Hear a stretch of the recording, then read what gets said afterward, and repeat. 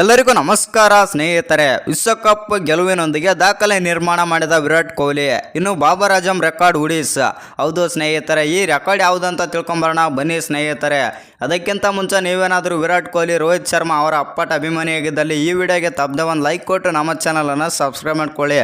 ಇನ್ನು ಅಂತಾರಾಷ್ಟ್ರೀಯ T20 ಪಂದ್ಯಗಳಿಗೆ ನಿವೃತ್ತಿ ಘೋಷಣೆ ಮಾಡಿರುವ ವಿರಾಟ್ ಕೊಹ್ಲಿ T20 ವಿಶ್ವಕಪ್ ಫೈನಲ್ ಪಂದ್ಯದಲ್ಲಿ 76 ರನ್ ಗಳಿಸಿ ಪ್ಲೇಯರ್ ಆಫ್ ದಿ ಮ್ಯಾಚ್ ಪ್ರಶಸ್ತಿ ಗೆದ್ದು ವಿದಾಯ ಆದರೆ ಹೇಳಿದ್ದಾರೆ.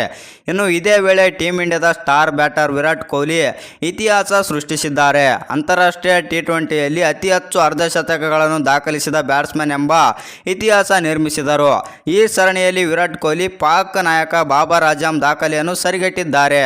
T20 ವಿಶ್ವಕಪ್ 2024ರ ಭಾಗವಾಗಿ ವಿರಾಟ್ ಕೊಹ್ಲಿ ಶನಿವಾರದಂದು ದಕ್ಷಿಣ ಆಫ್ರಿಕಾ ವಿರುದ್ಧದ ಫೈನಲ್ನಲ್ಲಿ ಅರ್ಧಶತಕದೊಂದಿಗೆ ತಮ್ಮ ಸಾಮರ್ಥ್ಯವನ್ನು ತೋರಿಸಿದರು.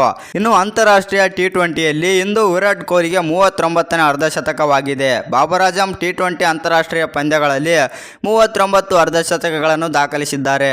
ಇವರಿಬ್ಬರ ನಂತರ ರೋಹಿತ್ ಶರ್ಮಾ 37 ಮತ್ತು ಈ ಪಟ್ಟಿಯಲ್ಲಿ 3ನೇ ಸ್ಥಾನದಲ್ಲಿದ್ದಾರೆ.